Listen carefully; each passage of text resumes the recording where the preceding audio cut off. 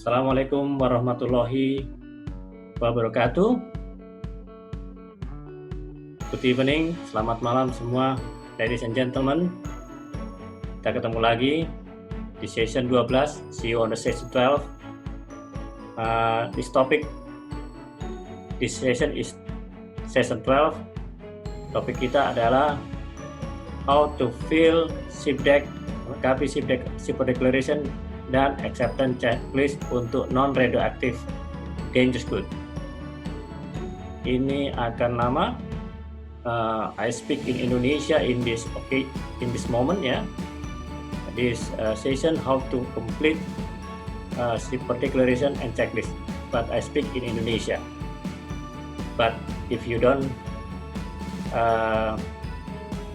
mind ya, if you worry about the understanding, you can just let me know by sending an email to winrizaldi@gmail.com. Kita ketemu di kelas. See you on the class. Oke, sekarang kita tadi pertanyaan A, B, C, D, dan E kita sudah isi semua, udah lengkapi di bawah ini. A kita identifikasi udah. B kita juga berdasarkan kompatibel udah bisa berarti. C udah dijelaskan masing-masing berapa. Kemudian D digambar kemasannya juga udah. Dasar ini nanti untuk bikin kemasan. E dijelaskan marking dan labelnya. Sekarang kita yang F. Yang F kita akan mengisi SIPDEC-nya. Nah, biasanya Bapak udah ada SIPDEC semua. Ini SIPDEC-nya kalau kita di sini pakai yang ini yang fillable ini. Oke, kita ngisi SIPDEC sekarang. Sipernya apa tadi, Pak? Bruce Wayne ya? Bruce Wayne. Jalan apa? Pondok Indah. Oh. Soal kan ya? Mr. Bruce Wayne. Ya nanti dikarang nanti ya. Soekarno-Hatta Building.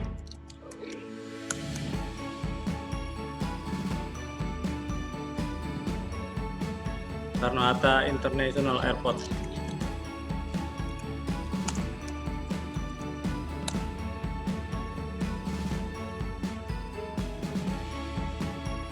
Kemudian konsaininya Klaken. Betul? Klaken Colon Center nomor 30. Oh, ini alamatnya tadi belum ya? Oh, oke. Gedung Suwarna ini.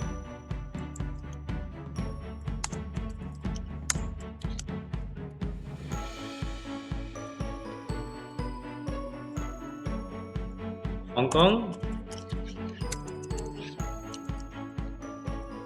Kemudian ARW bill-nya berapa? 18 4567 8910. Page-nya 1 of 1 ya. Oke. Berarti ini departure-nya dari mana? Jakarta kan? Nah, harus lengkap, nggak boleh disingkat. Destination-nya Hong Kong. Boleh juga Jakarta, Soekarno-Hatta International Airport boleh. Jadi kotanya boleh, paling bagus kalau ada nomor airportnya. Oh, nggak boleh, Pak? Nggak boleh ya. Nah, gini. Kemudian Hong Kong ya. Destinasinya Hong Kong. Karena cargo aircraft, maka yang yang ini. Yang dicoret yang ini ya. Ini kosongin. Dibiarin. Nah. Dan barangnya ini karena tidak ada radioaktif, maka yang dicoret radioaktifnya. yang non radioaktif yang dibiarin ya. Nah, baru kita masukin berdasarkan tabel tadi, kolom B dan C kita masukin di sini. UN berapa ini? 16 proper shipping name-nya apa tadi? Lead accepted. Kemudian UN berikutnya 1231 metil asetat. Kemudian UN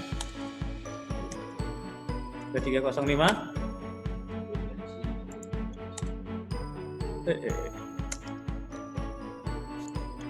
nitro benzene sulfonic acid. Sesuai dengan di buku ini, bagi ini ada yang huruf B. Harus sesuai dengan ini, benar nggak? Apa sulfoniknya terpisah, Mas?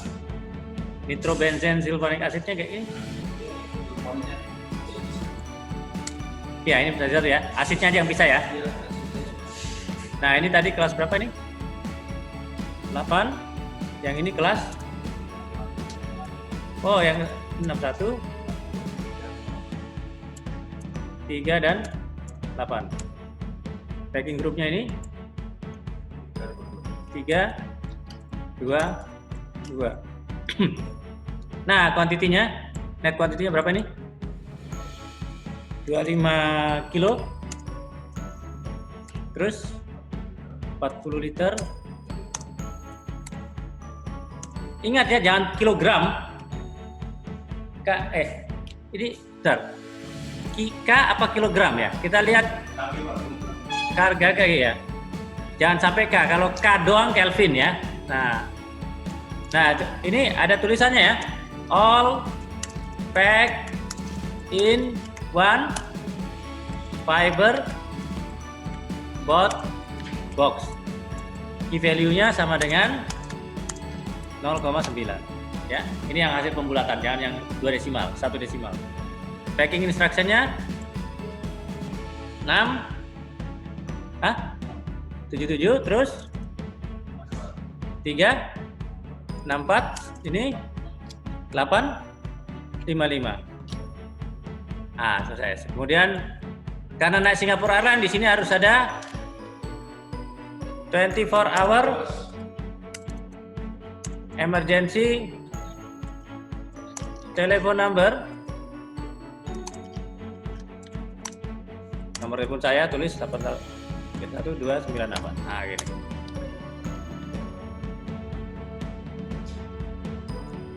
Boleh namanya di sini.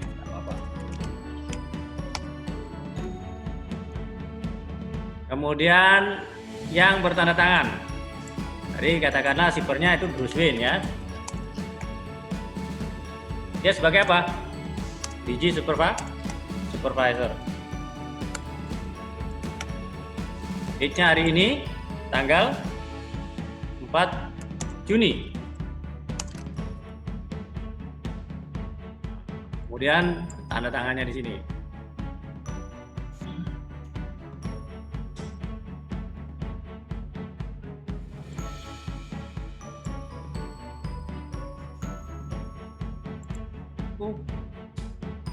Tangan.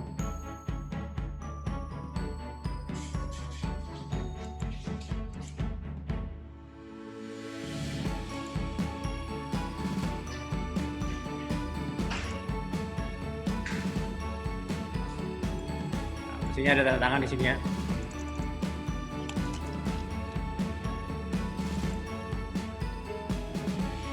Tanda tangan. Tanda tangan saya, nyari tanda tangan saya dulu nih. Right.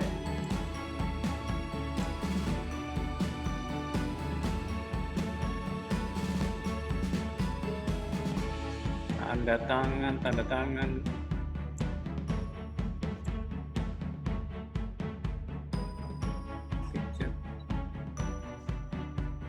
Lo. Ada tanda tangan.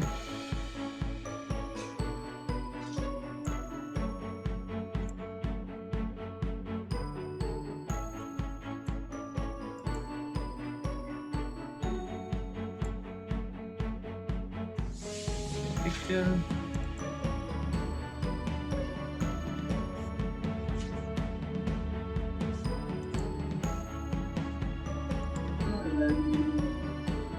Ya, pokoknya jangan lupa ditanda tanganin di sini ya. Ini saya lagi nggak bisa tanda tangan di sini nih. Nah itu lengkapnya ya. Ini kalau kita lihat lengkapnya seperti ini. Ada yang kurang nggak ini? Oh, nggak perlu. Authorization itu kalau A1, A2 atau dia kalau apa namanya, dia kalau radioaktif itu dia perlu untuk apa namanya, kalau radioaktif itu perlu untuk nomor sertifikatnya dari Bapeten atau Batan. Nah itu baru dikasih ini di situ ya. Nah karena ini nggak perlu. Ini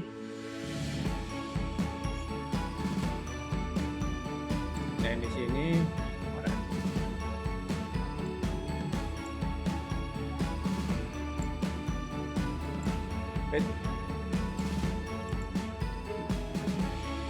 itu yang SIPDEC ya. F yang SIPDEC. Shipper Declaration.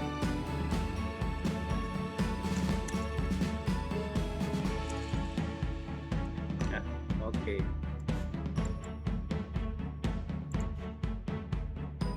Nah, ini Shipper Declaration-nya. Dulu.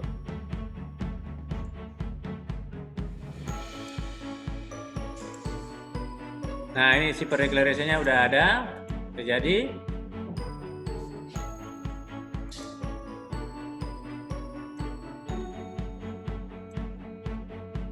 Nah, Shipper Declaration-nya udah jadi, F ini. Sekarang habis Shipper Declaration-nya kita bikin apa? Checklist-nya. Acceptance checklist. Kita masuk ke acceptance checklist. Ya. Nah, habis daripada ininya Shipper Declaration-nya udah, kita masuk ke acceptance checklist. Nah, kita masuk ke acceptance checklist. Acceptance checklist-nya ada dua loh ya. Ada yang non radioaktif, ada yang radioaktif. Kita ambil yang non radioaktif. Nih ya. Kita ambil yang non radioaktif.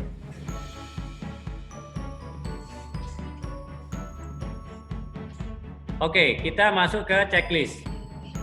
Checklist ini ada dua halaman. Ada dua halaman. Halaman pertama, ya, perhatikan. Halaman pertama ini nomornya nomor 1 sampai nomor berapa nih? Nomor 24. Ya. Nomor 1 sampai nomor 24 itu kita akan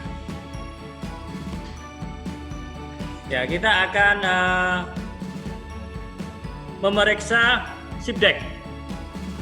Ya, lihat. Jadi nomor 1 sampai nomor 24 kita akan memeriksa SIPDEC berhubungan dengan Shipper Declaration. Itu halaman 1, nomor 1 sampai nomor 24. Nah, nanti halaman kedua itu nomor 25 sampai nomor berapa itu? 25 sampai nomor 27. Ya. Itu kita akan periksa RW bill. Nah, ini nanti RW bill-nya dianggap benar aja. Karena RW bill-nya nggak ada, kita anggap benar aja RW bill-nya. Nah, kemudian nomor 28 sampai habis, 28 sampai nomor 50 sampai 51 itu kita akan periksa gambar kita atau kemasan yang kita udah label itu. Jadi fisik kemasan kita akan periksa, packagingnya. Nomor 52 state and operator variation, nomor 53 itu kalau dia cargo aircraft only persyaratannya harus seperti apa. Jadi anggap aja yang terakhir itu sampai nomor 53 kita cek kemasan, ya. Jadi ada tiga bagian. Cek SIPDEC di halaman pertama, di halaman kedua kita cek RW bill dan cek packaging, ya. Oke. Kita satu-satu masuk ke yang nomor 1. Nah, karena kita itu tadi udah sangat teliti, mungkin ya, mestinya udah benar, tapi kita koreksi lagi, evaluasi lagi, udah benar apa enggak gitu kan?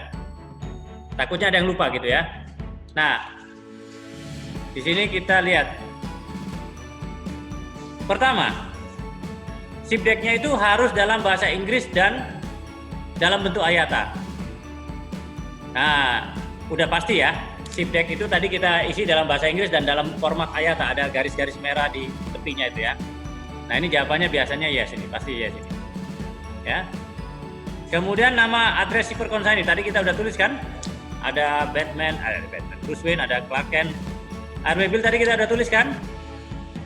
Number pages-nya kita udah tulis juga tadi kan, 1 of 1 kan? Applicable aircraft type deleted kita udah coret kan tadi yang passenger aircraft. Nah, tapi nggak apa-apa, kita mesti cross check sama ship deck sebetulnya ini ya. Kemudian name airport of city departure destination kita juga udah masukin kan? Tadi Jakarta, Soekarno Hatta, Hong Kong udah. Kata-kata radioaktif udah kita delete kan? Yang non radioaktif yang kita biarin tadi kan? Nah ini. Nah kalau kita bandingin tadi di sini nih, masih bagian atas nih. Sini kita udah periksa. Ya. Jadi barusan saja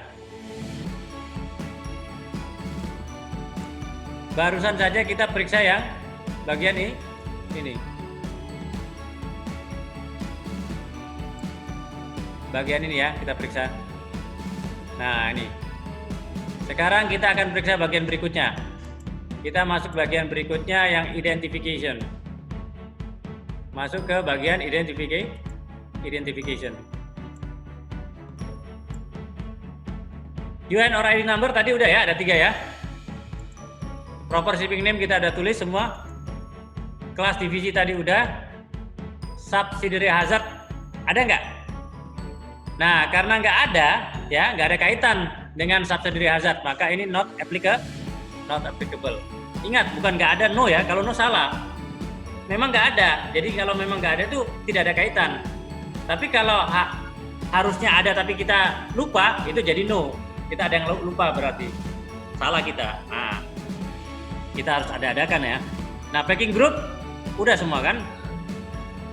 Number and type of packet. Nah, saya tanya, number of type of packet di sini yang mana? Bapak lihatnya. Yang mana yang dimaksud? Di ship deck ini yang dimaksud number type of packet yang mana? Di bagian mana di sini?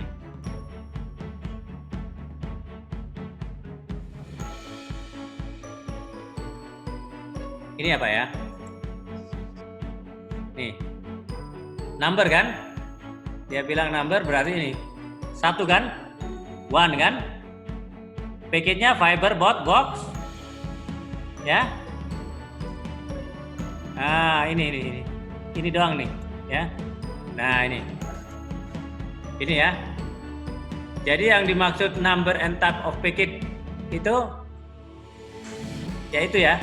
Nih, 1 fiber box number maksud jumlahnya 1, tipenya fiber box. Ada. Kemudian berikutnya, checklist nomor. Nah, ini. Kemudian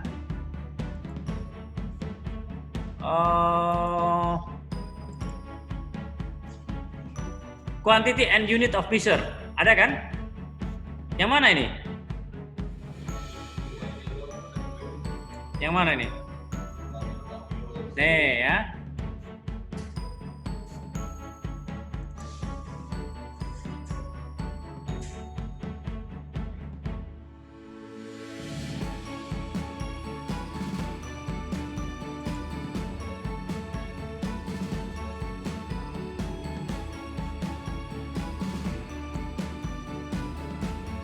Ini ya, 25 kilo, 40 liter, 3 liter. Quantity and measurement ya. Measurementnya kilogram, liter ini ya. Oke. Kemudian untuk kelas 1. Nah, untuk kelas 1. Dia tanya, untuk kelas 1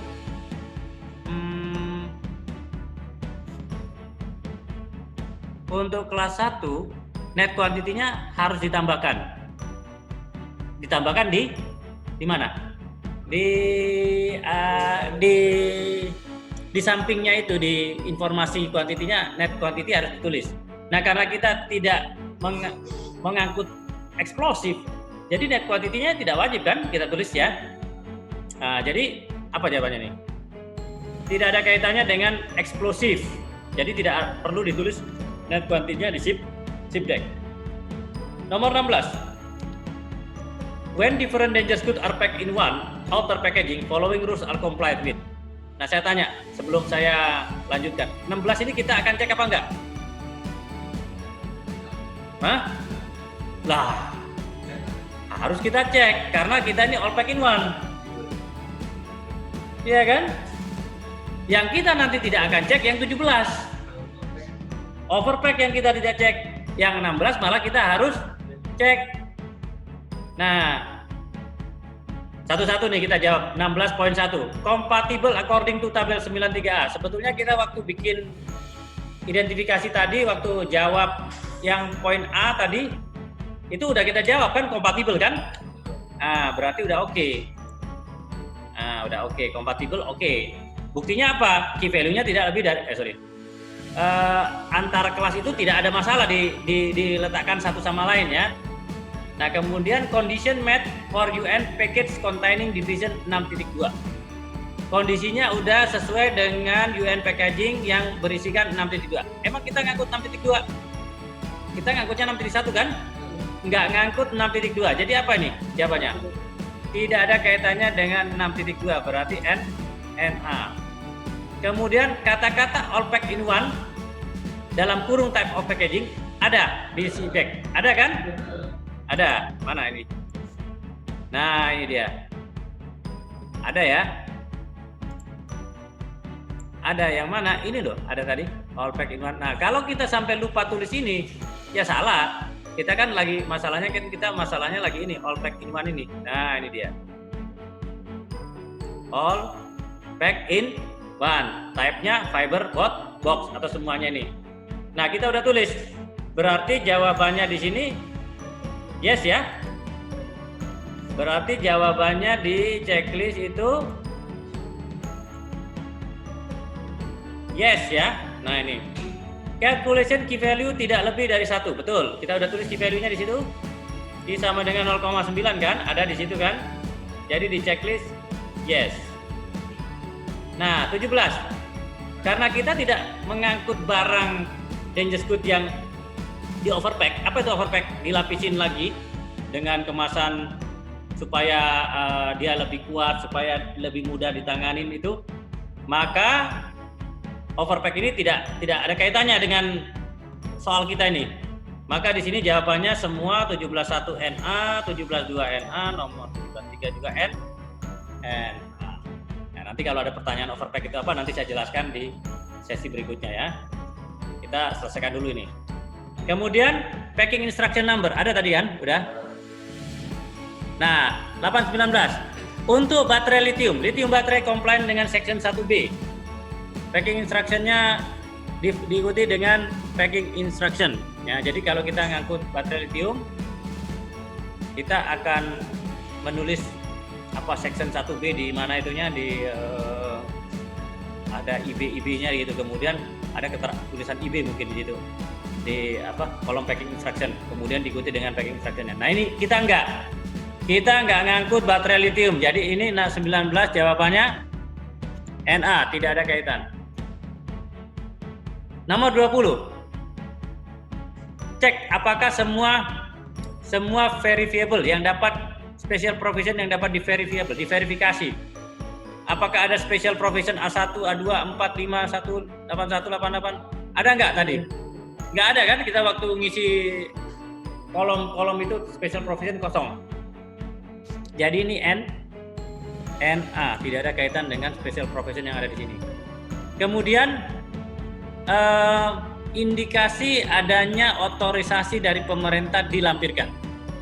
Adanya izin atau permit dari pemerintah atau otoritas dari pemerintah dilampirkan. Tidak ada. Kenapa tidak ada?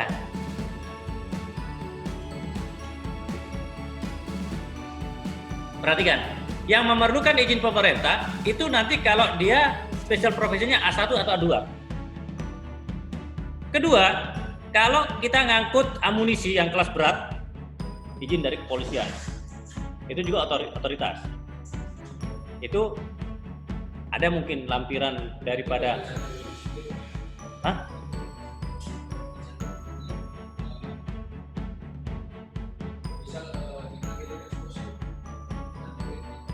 Nah, makanya yang sering dimasukkan ke dalam otorisasi itu, kolom otorisasi itu ya, adalah nomor sertifikat daripada radioaktif.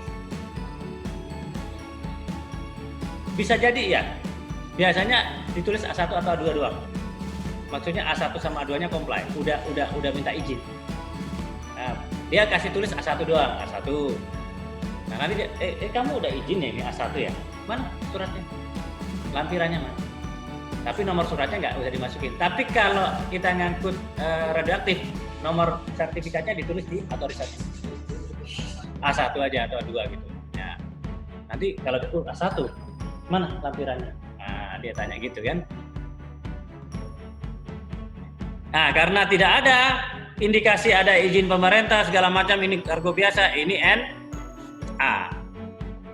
Kemudian nomor 22. Additional handling information untuk yang menunjukkan bahwa ini adalah seret reaktif dan related substance of division 4.1 dan organic peroxide. Apakah kita mengangkut 4.1 dan 5.2, Pak? Enggak ya. Nah, kalau seumpama kita mengangkut 4.1 dan 5.2, maka di handling information-nya itu harus ada tulisan bahwa substance ini sensitif sama panas. Harus dijauhkan dari panas. Dia ditaruh di tempat yang sejuk. Nah, itu ada di pernyataan ini. Dilihat di setiap pertanyaan yang ada di checklist itu selalu ada referensi di belakangnya. Di 81611. 81611 itu apa bunyinya? Yang ditulis nanti di handling information. Nih, bunyinya di sini. Kita buka 81611. Kata-kata apa yang harus di handling information? Kalau kita ngangkut 41 sama 5.2. Kata-kata apa? Jadi nggak semuanya ditulis di sini nanti.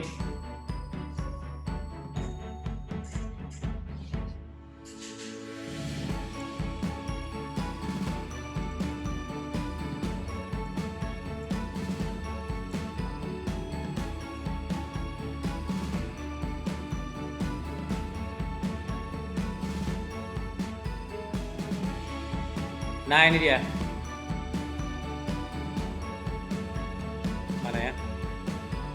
Nah, ini 16.1 ya.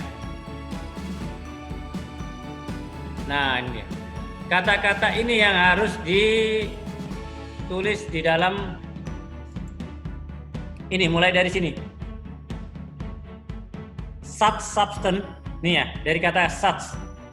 Such substance must be protected from direct sunlight and all sources of heat and be placed in adequately ventilated areas, ya, dari sini nih, dari kata-kata such. Jadi bahan itu harus dilindungi dari sinar cahaya matahari langsung dan semua sumber panas dan ditempatkan di tempat yang ventilasinya, area yang berventilasi cukup. Ya, itu terjemahan kasarnya gitu. Ya, itu kata-kata yang harus dimasukkan ke dalam handling information kalau kita mengangkut 4.1 dan 5.2. Masalahnya kan kita nggak ngangkut itu. Jadi kita nggak perlu tulisan seperti itu ya. Nggak perlu kita masukin tulisan seperti itu di handling information. Jadi ini jawabannya NA ya. Nama, signature, and date. Kita udah tulis tadi kan? Nama kita, tanda tangan kita, tanggalnya. Oh mungkin setelah kita cek ternyata kita belum tanda tangan nih di sini. Oh ini saya belum tanda tangan.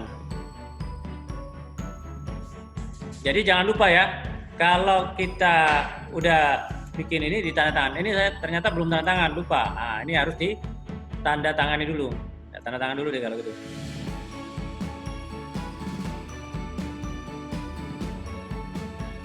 Nah ini baru udah tanda tangan. Nah kalau lupa, lupa tanda tangan. Nah, tadi waktu lupa mestinya ini no, tapi karena udah saya tanda tangan jadi yes. Udah tanda tangan. Nah, itu cuma buat cross check kita. Kemudian amendment or alteration signed by shipper. Apa maksudnya amendment? Ada nggak ada perubahan atau ada koreksi yang ditandatangani oleh shipper?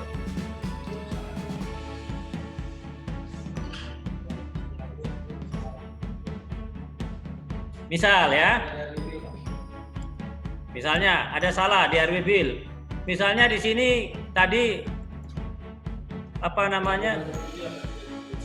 Mestinya tadi dia tulis 8911, ternyata 10. Dia mau koreksi misalnya nih ya. Atau ternyata RW bill-nya bukan itu. Ternyata RW bill-nya itu 912. Salah digit nih. Nah, dia coret di sini. Dia coret di sini. Nah, setelah dicoret, coretannya ini diparaf. Parafnya kecil aja sini. Kemudian diganti ya, 12 kan? Ternyata bukan 10. Ternyata 12 ini.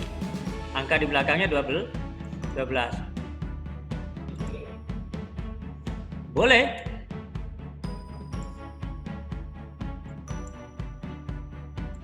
Nah, ini namanya alterasi. Dikit-dikit aja salahnya ya. Jangan banyak salah. Kalau banyak salahnya ganti isi deck aja. Kalau cuma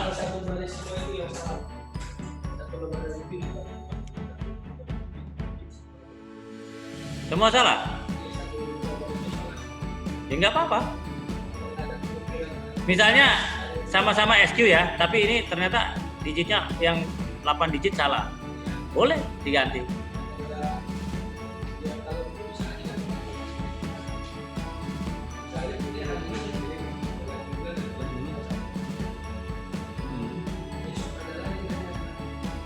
Ya. Pakai lagi siket yang kemarin ini. Tinggal juga Bapak salah Pak. Ya. Apa enggak kemungkinan seperti itu? Enggak ada masalah. Yang kan dia tanda tangan. Tanda tangannya kan asli. Dia yang bertanda tangan, dia bertanggung jawab. Jadi ya selama memang kan dicocokin sama RW bill-nya juga kan. Kalau memang RW bill-nya itu kemudian dikoreksi itu kan sama berarti. Berarti yang dia coret benar berarti kan. Enggak ada masalah. Kecuali begitu dilihat yang dia coret RW bill ini, ternyata RW bill-nya kok beda. Kamu koreksi yang mana yang kamu koreksi? Apa yang kamu koreksi? Jadi kalau super Indonesia ngaji.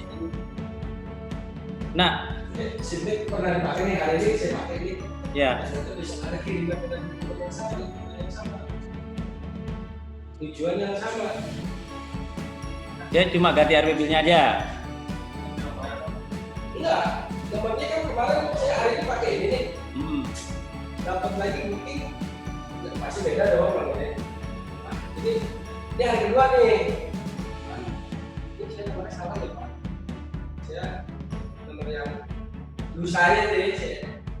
Oke. Artinya kan satu sitek tapi dengan 2 nomor. Gitu. Jadi gini ya, itu kan era manual ya.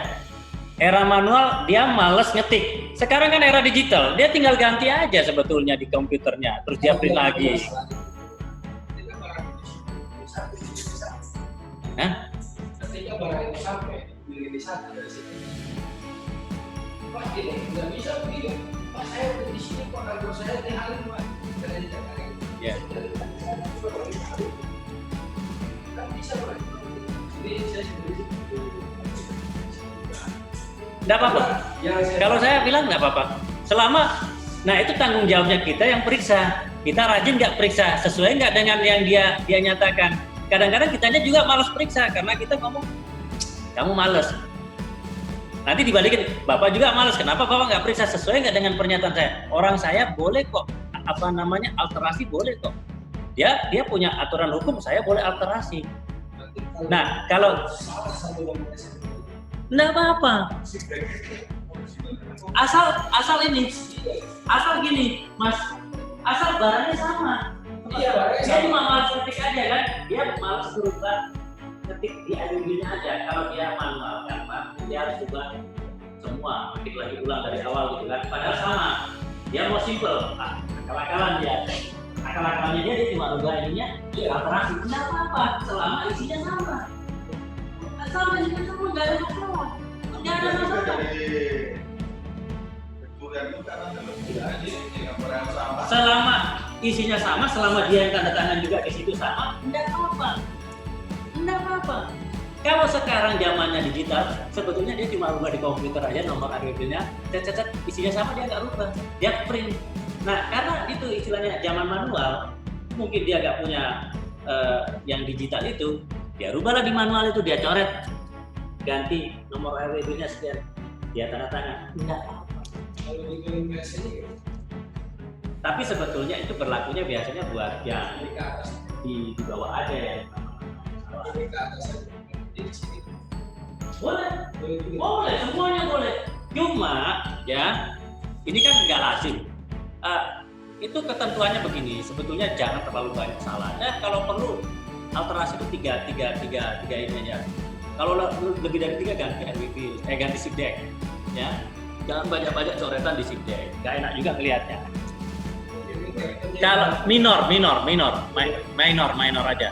Misalnya salah tulis, hurufnya salah tadi itu, kemudian diganti ini dia ini karena dan satu minor. Kedua, dia memang udah terbatas waktunya, udah di bandara, nggak dia ke sana lagi bolak-balik capek. Coret, paraf, berangkat. Pak. Ya, silakan. Pak, itu sah nggak Pak kalau SIPDEC itu kita dari print sendiri Pak lewat komputer Pak? Ya memang itu sekarang udah musimnya di print dari komputer, kita ketik-ketik kemudian di print, nggak pakai tangan sekarang, nggak pakai ditulis tangan atau diketik. Airwheel itu bisa dari perusahaan masing-masing kan Pak ya? Bisa, tinggal diganti aja logonya. Sekarang itu lebih fleksibel. Jadi kadang-kadang ini SIPDEC-nya punyanya Airline A. Di sini biasanya logonya nih. Oke. Dia lihat, ambil aja dari internet, jebret.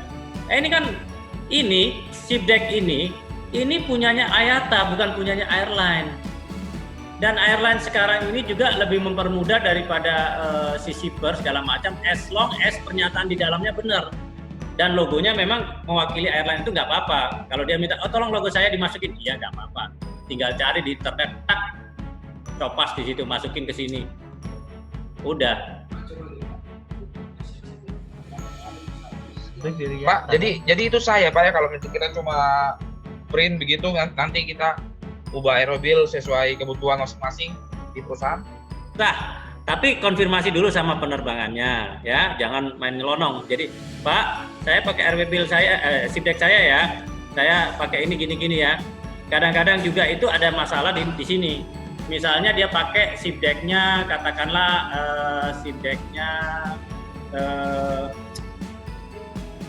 DGX gitu.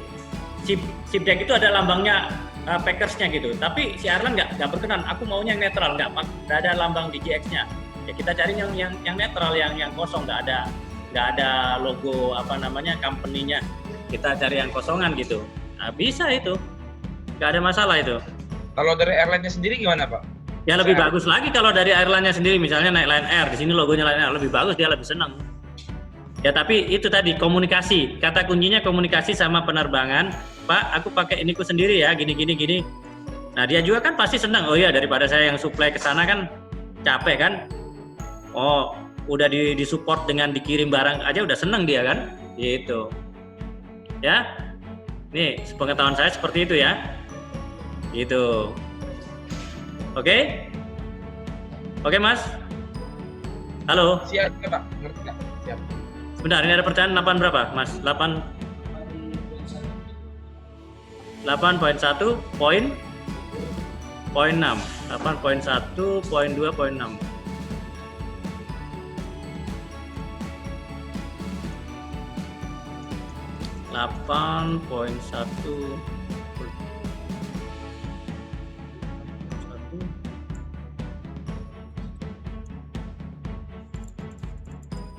Ya, 81.2 poin 6. Alteration amendment. The Declarer will not accept a declaration form that has been altered or amendment unless the alteration or amendment to an entry has been signed. Jadi di sign, ada parafnya with the same signature used to sign the document. Jadi parafnya itu kalau bisa sesuai dengan tanda tangan ya. Jadi paraf itu sebetulnya tanda tangan kecil. Jadi tidak akan diterima kecuali dia tanda tangan di ini kayak gini loh Pak. Bapak ke bank ngambil duit, ada salah si tellernya paraf itu di situ koreksi paraf itu namanya alterasi. Kalau nggak ada parafnya Bapak nggak bisa ngambil duit, nggak dikoreksi lagi gitu. Itu ceritanya alterasi itu namanya alterasi. Amandemen dan alterasi itu di paraf. Yang paraf tanda tangan itu ya yang ngisi itu. Nggak boleh beda orangnya. Yang bikin sideknya itu yang tanda tangan, yang alterasi orang lain nggak boleh, nggak diterima. Si A bikin ininya, si B yang paraf nggak boleh, pulang. Harus dia juga, baru boleh. Jadi kalau ada apa-apa, kamu yang bikin, iya saya yang bikin, saya yang bikin. Asal kamu saya yang sendiri yang ini kok, nah, dia yang tanggung jawab. Gitu, nggak apa-apa ya. Oke. An entry inserted in different handwriting or different printing. Tuh, kalau dia beda tidak akan dianggap sebagai alterasi. Jadi harus benar-benar persis. Iya, misalnya tanda tangan saya begini. Ini tanda tangan saya di bawah begini. Win. Nah, nanti alterasinya juga kecil. Harus sama dengan tanda tangan saya begini. Berparaf Pak ya. Tanda tangan kecil.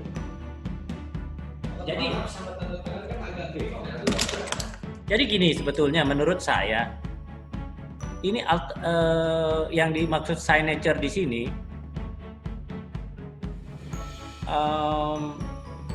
signature ini yang dimaksud di sini ini sebetulnya paraf kecil aja gitu loh, maksudnya seperti paraf gitu. Paraf itu tanda tangan kecil maksudnya. Kalau pemahaman saya tanda tangan kecil. Tanda tangan kecilnya itu jangan berbeda sama tanda tangan gede. Kan kalau orang Indonesia kan gitu beda, tanda tangan sama parafnya beda. Nah, tidak boleh beda. Berarti Tanda tangan, tapi tanda tangan kecil. Ya, kalau kita taunya tanda tangan kecil itu paraf. Nah, jadi diluruskan di situ parafnya ini harus sama dengan tanda tangan. Iya, gitu aja tambahan kalimatnya. Iya, tapi kecil, lebih kecil. Kalau gede, ketutupan semua, ya kan? Nah, gitu. Kan tanda tangan kolomnya kan gede. Iya. Nah, dikasih pengertian sama dia, kamu maksudnya kasih tanda tangan di situ tapi kecil. Ya seperti kecilnya paraf, kamu parafnya, tapi paraf kamu itu sama dengan tanda tangan. Kalau nggak sama, reject. Gitu. Nah, itulah pengertian paraf di sini harus sama dengan tanda tangannya. Oke ya. Kemudian ini berarti nggak ada ya, nggak ada paraf. Tadi itu kan baru ini aja. Berarti halaman pertama sudah selesai. Kita merujuk ke halaman kedua. Nah, di halaman kedua nomor 25 ada pernyataan bahwa dangerous good as per attached shipper declaration itu ada di RW bill. Di RW bill-nya, di kolom RW bill itu di kolom handling information di sini yang di tengah itu kan Bapak udah biasa lihat RW. Di sini harus ada kata-kata dangerous good as per attached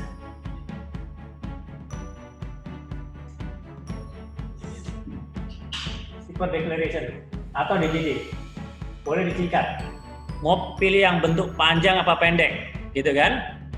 Nah, selama ada pernyataan di sini di kolom handling information ini di RW bill, berarti benar.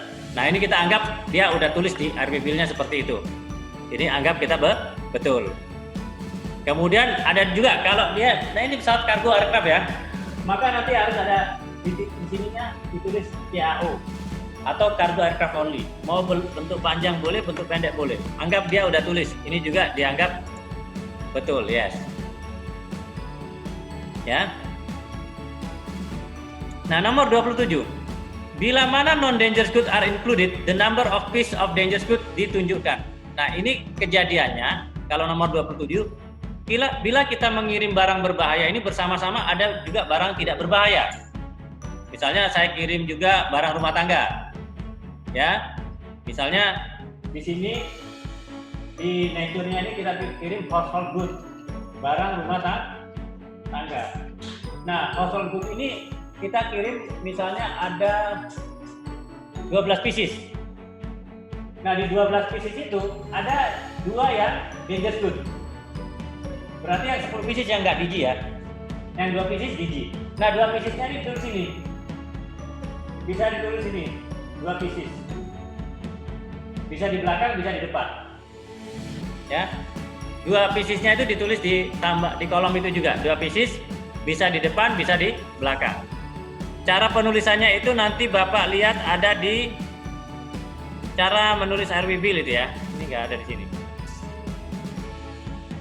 Nah, kita anggap ini tidak ada kaitannya dengan barang tidak berbahaya. Jadi kita cuma kirim full dalam satu RW Bill ini satu barang berbahaya aja. Jadi ini NA. Nomor 27 jawabannya NA. Ini ada keterangannya sih kalau mau lihat 822 ini boleh. 822 di sini ada nggak ya? Takutnya di sini nggak ada.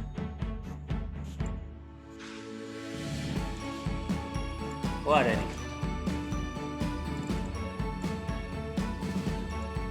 Oh, nggak ada. Ini kalau versi ininya nggak komplit. Bajakan. Oke, sekarang yang nomor checklist yang nomor 28. Nomor 28 sampai terakhir kita akan fokus ke sini. Nomor 28 sampai terakhir kita akan fokus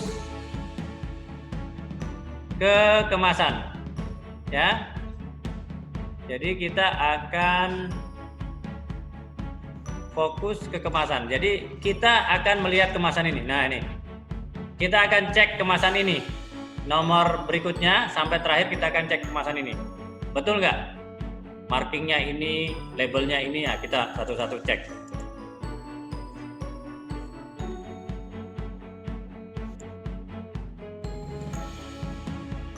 Nah, nomor 28, packaging free from damage and leakage. Maksudnya apa? Kemasan bebas dari kerusakan dan kebocoran.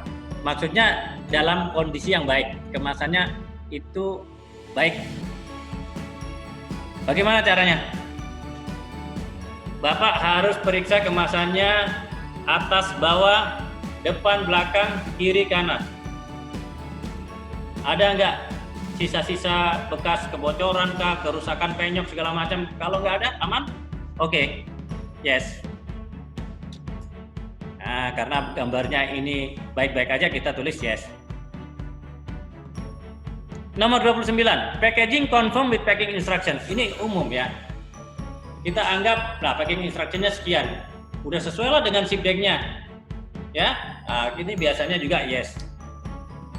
Pokoknya yang nomor 29 ini nggak ada masalah biasanya.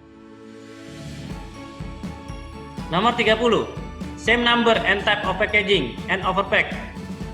Jadi apakah jumlahnya itu sama sesuai dengan yang ada di shipback? Dia bilang 1, yang datang 1. Jangan sampai dia bilang 1, yang datang 2. Atau di shipback 2 yang datang 1. Nah, itu nggak matching berarti. Ini harus matching. Nah, di gambar ada 1, di shipback ada 1. Sama. Yes. Jangan sampai ada yang kurang apa lebih gitu kan. Nah, pas gitu. Nomor 31. Baru kita lihat UN specification packaging-nya, yang UN simbolnya. Ada kan tadi? UN simbolnya ada, XYZ-nya ada Y tadi kan? Ya. Gross weight-nya within limit 75 kilo kita masukin tadi untuk 68. Berarti masuk. Plastik drum. Apakah kita menggunakan plastik drum? Enggak kan? Ini kalau kita kejadiannya mungkin single packaging nih. Nah, ini kita karena pakai fiber board, kita nggak menggunakan plastik drum. Mana ini enak. Nah, di sini sebetulnya maksudnya kalau kita menggunakan plastik drum, jerrycan, ingat periodenya terbatas, cuma 5 tahun. Jadi kalau memang nanti soalnya nanti single packaging pakai drum plastik, kita harus lihat tahunnya di kodenya itu paling nggak minimal harus 15 angkanya. 2015, 14 nggak boleh, udah lewat dari 5 tahun, gitu ya. Nah, ini kita kebetulan nggak ada kaitannya dengan ini. Itu yang soal kedua nanti malah ada kaitannya. Infectious substance package mark. Kita apakah mengangkut infectious substance? Enggak ya. Ini berarti bukan no ya. Nggak ada kaitannya, berarti ini NA. Kalau infectious substance package ada simbolnya itu, kayak labelnya dia infectious substance ya. Itu kalau kita ngangkut sampel COVID. UN berapa tadi? 2107 atau berapa itu? Nah, itu pakai itu. Yang di video saya kemarin tuh. Kemudian UN or ID number, ada kan? Itu yang UN berapa? Kemudian proper shipping name-nya ada kan? Paling atas kan? Nih, ada kan? Nih, ini Mas yang UN 1616, 3031, lead acetate ini ada semua. Kemudian full name, address, receiver, and consignee pasti ada ya di atas. Kita taruh paling atas itu. Kemudian consignment more than one packet. Untuk kiriman barang lebih dari satu kemasan untuk semua kelas kecuali ID 8000 kelas 7, maka net quantity-nya atau gross weight-nya itu diikuti or gross weight-nya yang kemudian bisa diikuti dengan G ya, sebagaimana yang bisa diaplikasikan ya, kecuali kontennya itu identikal ya, maka harus di-mark di kemasannya ya. Kalau lebih dari satu kemasan, maka net quantity-nya harus ditulis. Nah, kita kan cuma satu kan? Jadi kita makanya tadi saya bilang net quantity-nya tidak perlu kita tulis karena kita cuma satu. Cuma kadang-kadang prakteknya itu ditulis sama anak-anak itu. Nggak wajib ya. Nggak salah juga. Nggak salah juga kalau misalnya Bapak praktek nanti tulis net quantity, nggak salah. Tapi kan saya nggak dilarang kan tulis net quantity-nya. Tapi kalau di sini jadi masalah. Kan ditanya, kan yang dikasih itu kan lebih dari satu, berarti Bapak mana temennya yang di mana? Ya kan ditanya, kalau yang strict ya. Kalau memang ngikutin aturan benar, yang harus ada net quantity-nya lebih dari satu. Berarti Bapak lebih dari satu nih, mana temennya ini? Satu, ya malah salah ditanya kan. Nggak tahu nih Pak, nanti tanya sama si pengujinya besok. Kok Pak, saya nggak disalahin Pak? Kalau orang lain, orang bule nanya itu. Kalau yang dikasih net quantity lebih dari satu, mana temennya ini? Cuma satu kok dikasih net quantity. Malah jadi serba salah. Iya, logikanya kan dia langsung berpikir. Net, kok kamu? Oh, ini kamu berarti lebih dari satu. Mana temannya?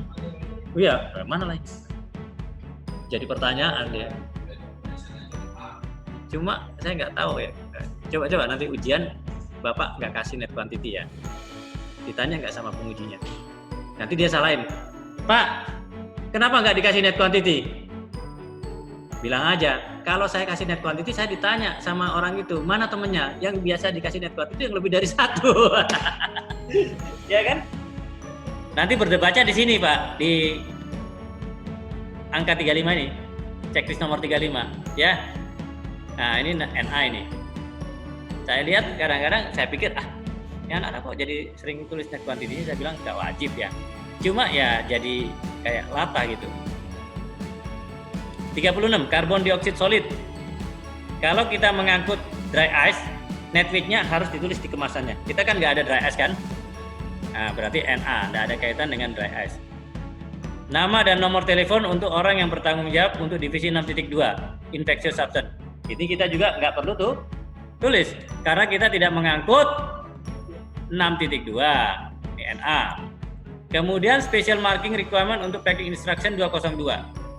Kita ngangkut nggak packing instruction 202 nih? Enggak kan, ini packing instruction berapa nih? 3 sekian ya. Ini juga NA. Kemudian Limited quantities mark. Nah, kita ngangkut limited quantities nggak? Kita sekarang cargo quantity ya. Kuantitas yang terakhir yang keempat. Ini NA berarti. Environmentally hazardous substance. Kita ngangkut environmentally hazardous substance nggak? Ini yang UN 3033 ya kalau nggak salah. Ya. Sampai apal ya, kelas 9 ya. Nah, ini enggak. Baterai lithium mark, lithium baterai mark, perlu nggak? Nah, kita nggak ngangkut baterai lithium, ngapain dikasih mark itu? Nggak usah ya, NA. Label, ada tadi primary hazardnya? Ada kan? 6138 ada kan? Yes. Label subsidiary hazard, ada nggak subsidiary hazard? Nggak ada kan? Yang dalam kurung angka nggak ada kan? Berarti NA, not applicable. Cargo aircraft only label kita udah kasih? Ada ya? Bentar kita lihat. Oh ada ya, oke, sip. Nah itu untuk cross check Pak, ada. Kemudian orientation label tadi ada ya, 2 sisi ya. Oke udah. Cryogenic liquid label perlu nggak? Nah ini kalau kita ngangkut cryogenic liquid, perlu label cryogenic liquid. Itu untuk kelas 2.2 biasanya. NA. Apa? Apanya sapi? Oh manis sapi. Manis sapi itu pakai cryogenic liquid nggak? Ya berarti dia pakai pengawet, maksudnya pendingin kan? Hah? Oh pakai, harus pakai, di declare. Jadi kalau dia udah berani pakai tempel itu berarti dia cryogenic liquid 2.2. Di declare dia. Ngapain dia tempel itu kalau dia nggak declare gitu kan? Dia berani tempel handling label cryogenic liquid berarti itu dangerous good itu. Dikejar. Nah kalau nggak dangerous good ngapain kamu tempel seperti ini? Berarti kamu udah berani declare 2.2.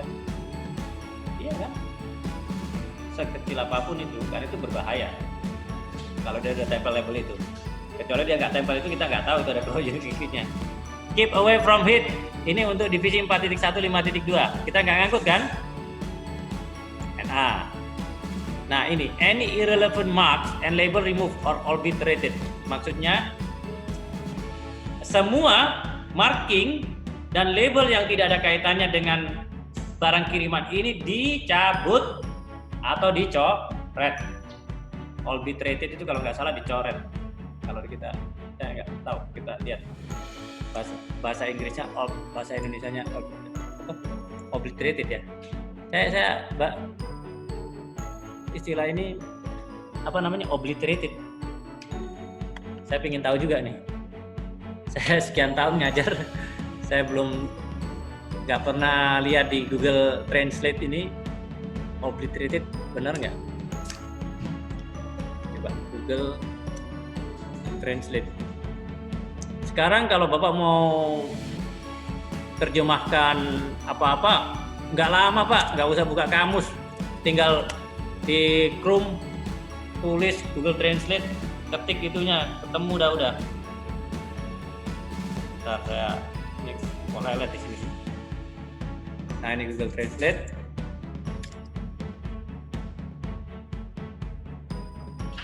Apa tadi? Obliterated. Nah ini obliterated. Dilenyapkan, dimusnahkan. Jadi bukan dicoret ya, dimusnahkan. Kalau remove kan dipindahin, berarti nggak ada dicoret ya. Dibuang ya, dicabut. Remove, dipindahkan ya, pokoknya enggak. Dicoret nggak bagus ya, berarti tidak ada cara ya ada juga disebut ini wipe out sih sebetulnya. Ini wipe out itu maksudnya kayak dihapus itu loh. Ya dihapus juga. Gimana caranya? Ditutup kali maksudnya ya.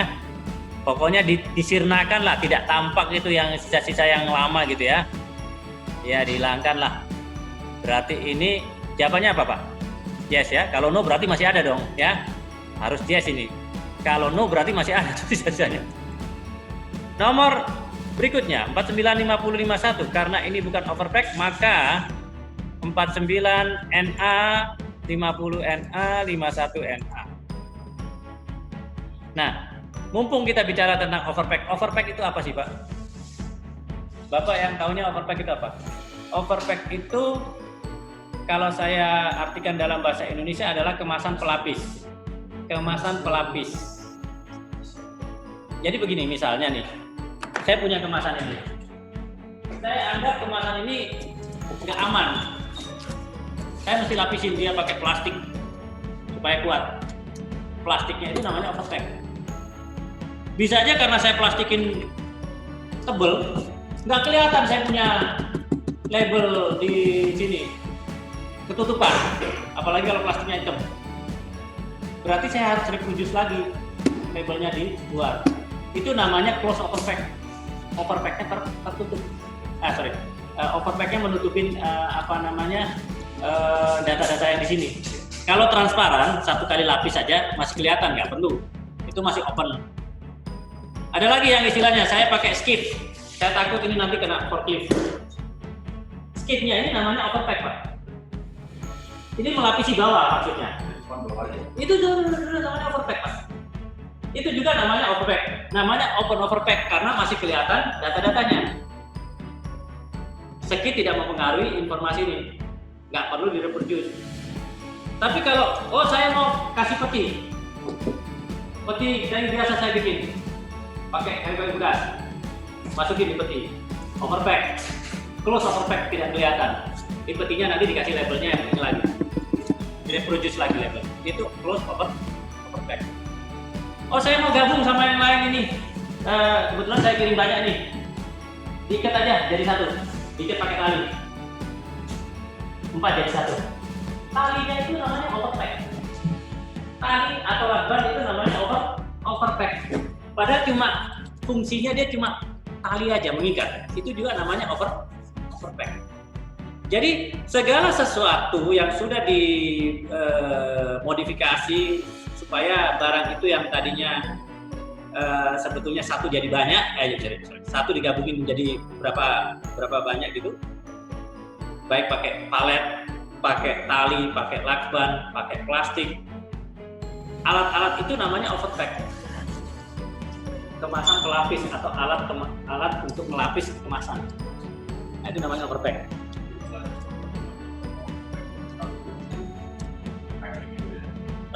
Bukan beberapa overpack jadi satu, beberapa kemasan dijadikan satu. Nah, itu namanya overpack. Nah, fungsinya apa, Pak? Sekarang manfaatnya overpack apa? Overpack itu satu, melindungi supaya tidak mudah rusak, memproteksi. Itu satu. Kedua, memudahkan. Daripada saya ngangkut satu-satu, kalau dijadiin satu sekaligus saja. Saya ini. Ada dua fungsinya, Pak. Satu, melindungi. Kedua, mempermudah penanganan. Itu fungsinya overpack. Makanya ada istilah overpack. Ya. Nah, apa bedanya dengan all pack in one?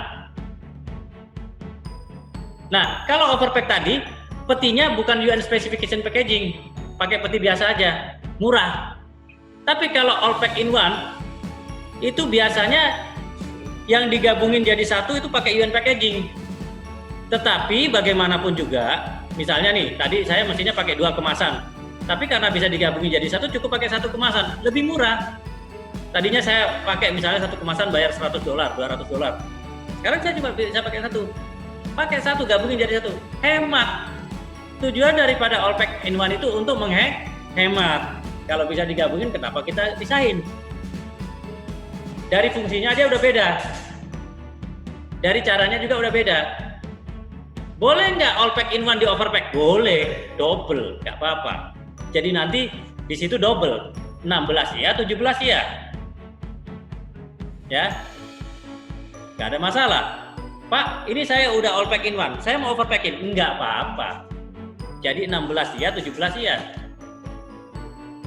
Ada bilang, kalau saya udah all pack in one, saya nggak perlu overpack. Ya, enggak apa-apa, tapi kan terserah kamu. Bisa seperti itu, ya. Iya. Pernyataan di SIPEC-nya juga berubah, ada tulisannya overpack use gitu ya. Nah, gitu. Nah, tadi kalau dia itu close overpack, ada juga di kemasannya ditulis overpack, menjelaskan bahwa ini overpack. Tapi kalau open nggak perlu ditulis overpack. Orang udah tahu kan kalau itu overpack. Nggak perlu. Nah, makanya di sini kan ada keterangan nih. if kata-kata overpack, mark, if mark and label are not visible, kalau nggak nampak, kalau dia close. Kalau dia nampak, nggak perlu ditulis overpack. Gitu. Kalau di zipback wajib, di kemasan nggak wajib kalau dia open. Kalau close wajib. Ya, tulisannya ditambahin overpack aja ya, ya gitu. Ada pertanyaan di overpack ini? Ini kan makanya kalau nomor 49, kalau misalnya dia itu must be clearly visible or reproduce. Nah, ini kalau dia close harus di reproduce. Kalau dia open nggak usah reproduce, masih kelihatan, ya kan? Itu jadi 49 itu nggak wajib. Tapi kita pastikan. Maksudnya jadi kalau clearly visible oke. Oh, kalau clearly visible berarti open. Kalau nggak clearly visible berarti reproduce. Jadi jawabannya itu kalau overpack itu harus yes. Nggak ada NA itu. Tapi karena ini bukan overpack ya NA ya. Sampai di sini ada pertanyaan nggak? 49 sampai 51. Oke? Kemudian 52. State and operator variation complied with. Dari mana ke mana? State-nya. Dari Indonesia ke Hong Kong. Indonesia mestinya udah harus ada izin angkut. Udah pasti harus IDJ 01, IDJ 02. Udah harus pakai sertifikat izin angkut. Nah, itu tadi yang masalah ini Pak, pertanyaan yang Singapura itu Pak. Kalau barang ini 3077 harus pakai izin apa? Nah, Indonesia juga begitu. Sebetulnya semua barang biji harus punya izin angkut. Nah, cuma kita anggap itulah udah pasti dia kalau apa namanya? Kalau dia berani ngangkut biji udah pasti punya izin angkut. Dan izin angkut tuh nggak tiap saat dibawa, tiap kali ngangkut biji enggak. Ya dianggap airline itu udah comply gitu aja.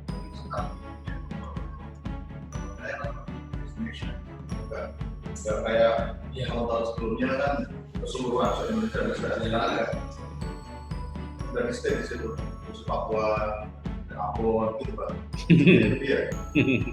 Itu kalau bisa angkut, Ambon belum punya izin nggak bisa. Oh jadi per regional ya? Ya itu kan kebijakan daripada perhubungan ya. Kan sebetulnya itu tadinya kan itu kan untuk internasional. Jadi dibuat domestik ya silakan, tidak apa namanya lebih bagus, lebih strict, ibarat lebih aman antar daerah apa namanya, dimana itu akan memakan manpower banyak untuk audit ya, itu aja. Perhubungan harus punya konsekuensi, berarti kalau dia ini dia harus audit juga tiap daerah manpowernya. Iya nggak apa-apa Pak, istilahnya aman tapi memang harus ada konsekuensinya, dia harus audit gitu kan. Nah, gitu. Nah, itu stage-nya oke lah ya. Ke Hong Kong nggak ada masalah. Hong Kong nggak ada masalah ya sekarang. Nggak tahu kalau sekarang COVID-19 nggak boleh masuk apa gimana. Nah, kemudian operator SQ yang tadi saya bilang harus ada nomor kontaknya. SQ berapa yang harus ada nomor kontaknya? Kita lihat SQ 0 berapa? Itu yang makanya tadi saya di zipback-nya saya kasih handling information nomor kontaknya kan, karena SQ itu kalau nggak salah menyatakan harus ada nomor kontaknya. SQ berapa itu?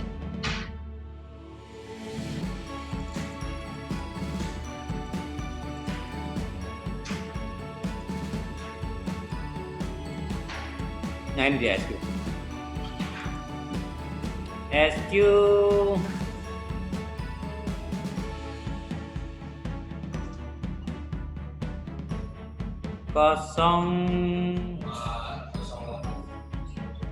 SQ 08 kan? Nah harus ada 24 hour telepon number. Makanya tadi waktu kita bikin handling information itu ada di sini. Yang mana? Itu ada di sini. Nomor kontaknya saya udah masukin duluan karena saya hafal SQ itu mesti minta nomor kontak, makanya di sini. Nah ini udah saya tulis nih di sini. Tapi rata-rata sekarang setiap penerbangan harus pakai ini. Dulu enggak Pak. Dulu enggak, Garuda enggak. Garuda baru-baru aja. Sekarang Garuda ada. Kenapa? Nah, kenapa harus pakai nomor telepon ini meskipun dia bukan yang dulu itu kan yang sering dibuat emergency telephone number ini sudah.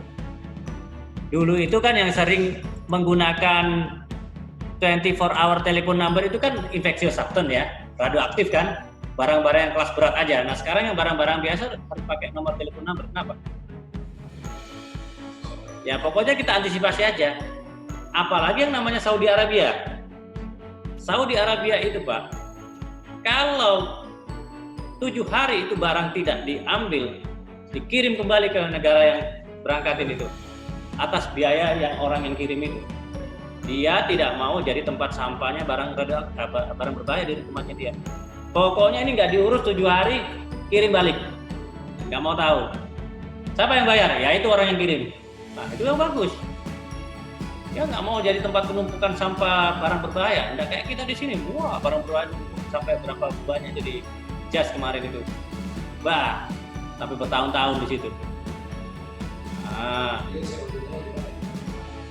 itu ya, khusus buat Saudi Arabia doang. Itu kan berbahaya. Khusus Arab doang ya, Bay? Kenapa? Khusus Arab aja ya, nggak semua negara ya, Bay? Khusus Arab gitu maksudnya. Yang seperti itu Arab aja yang pulangin seperti itu ya. Pulangin. Maunya saya Indonesia juga memperlakukan seperti itu, baik dia itu udara maupun laut. Jadi kita itu nggak jadi tempat penumpukan sampah bahan apa namanya? Limbah-limbah barang berbahaya itu masuk ke Indonesia nggak ada yang tanggung jawab itu. Kalau kayak gitu kan tanggung jawabnya yang ngirim gitu loh. Itu cuma Saudi aja yang berani kayak begitu. Hebat ya. Ya, saya udah bilang sama perhubungan, bikinlah kayak begitu, saya bilang gitu.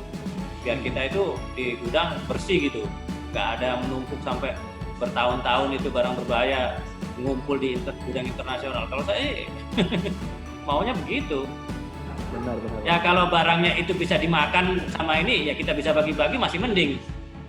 Barang berbahaya yang ada dibakar-bakar gitu, ya kan? Masih bisa dipakai itu barang berbahaya, ya kan? Kalau udah nggak bisa dipakai, malah membahayakan orang yang bekerja di dalam gudang itu, ya kan? Benar. Iya, nah itulah. Itu satu kondisi yang makanya number ini diadakan untuk calling, siapa ini yang kirim nih, ambil cepat ini. Nah, bisa seperti itu. Ini. Ada yang tanggung jawab, tahu siapa yang tanggung jawab. Nah kalau nggak ada nomor 24 itu, ini siapa punya nih, ngubungin siapa ini? Nggak ada yang lepas tanggung jawab semua. Iya, tapi kadang-kadang nggak ada yang bertanggung jawab untuk kalau terjadi apa-apa gitu kan. Fungsinya itu loh, termasuk yang cepat ambil itu. Gitu ya. Nah berarti ini SQ08 ya. Berarti ini dia telah mematuhi SQ08. Di sini dia udah mengikuti aturan main di SQ08. Kalau saya mau tulis di sini SQ08. Ini bisa nggak di?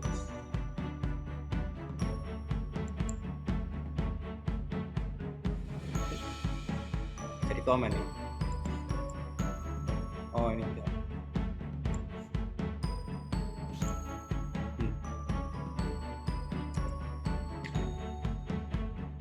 Ini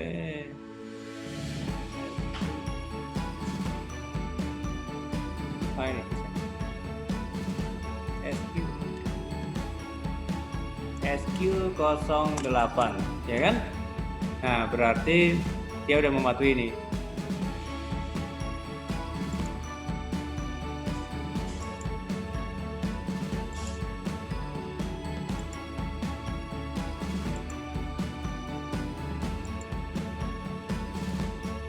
Nah, yang terakhir, cargo aircraft only shipment. Jadi kalau kita naik pesawat kargo ya, katakanlah tadi Jakarta Hong Kong ya. Jakarta Hong Kong. Misalnya dia lewat Singapura nih. Ini misalnya pesawatnya berbeda nih. Jakarta Singapura sama Hong Kong berbeda. Sektornya memang Jakarta Hong Kong. Nah, Jakarta Singapura ini kalau dia naik CAO, harus naik CAO juga. Jangan sampai di sini naik pesawat penumpang, di sini naik pesawat kargo, di sini pesawat kargo, di sini pesawat penumpang. Nggak boleh. Sektornya all the way harus naik pesawat kargo semua. Jangan ada setengah sektor atau sebagian sektor naik pesawat penumpang. Dipastikan semuanya naik pesawat kargo karena bahaya. Oh boleh Pak, nanti kan terakhirnya naik pesawat kargo. Nggak boleh, semuanya harus naik pesawat kargo, naik pesawat freighter. Ya, pastikan itu. Ya. Nah kalau udah komennya shipment accepted ya, shipment accepted, shipment okay, to be accepted. Boleh seperti ini. Kalau ada koreksi ya, please correction nomor berapa gitu kan. Nah tapi karena ini dianggap udah benar semua, jangan lupa nama Anda ditulis di situ ya, tempatnya di mana, dan jangan lupa ditandatangani ya, tanggal berapa sekarang, 4 Juni jam 11.50. Wow, 10 menit lagi udah waktunya istirahat. Kemudian tanda tangan. Nah, inilah satu satu penanganan terkait dengan pengisian daripada checklist. Checklist ini jangan sampai ada yang no. Kalau ada yang no, satu aja nggak berangkat barangnya. Harus dibenerin dulu, ya. Makanya lihat checklist ini kan sama sekali nggak ada yang no. Semuanya kalau nggak yes, NA, ya. Jadi dari tadi nomor 1 sampai berapa ini NA semua, nggak ada yang no. Ingat NA itu nggak ada kaitannya ya. Dia nanya apa, nggak nyambung lah istilahnya gitu kan. Nah, tidak relevan kalau istilah pengacara itu tidak relevan. Nah, jadi not applicable. Nah, ini acceptance checklist yang terus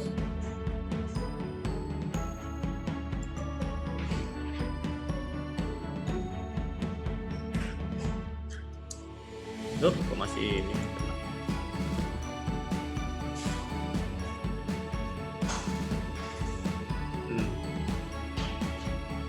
Oke, sampai di sini apakah ada pertanyaan terkait dengan acceptance checklist ini?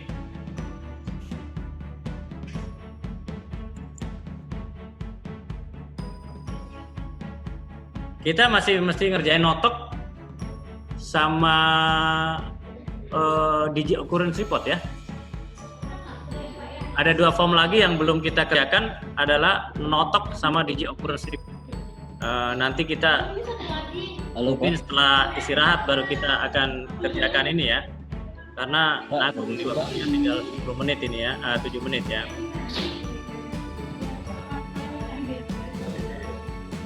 Pak, untuk yang acceptance checklist ini bisa di screenshot nggak Pak? Untuk keseluruhan gitu Pak? Oh bisa, ini lagi saya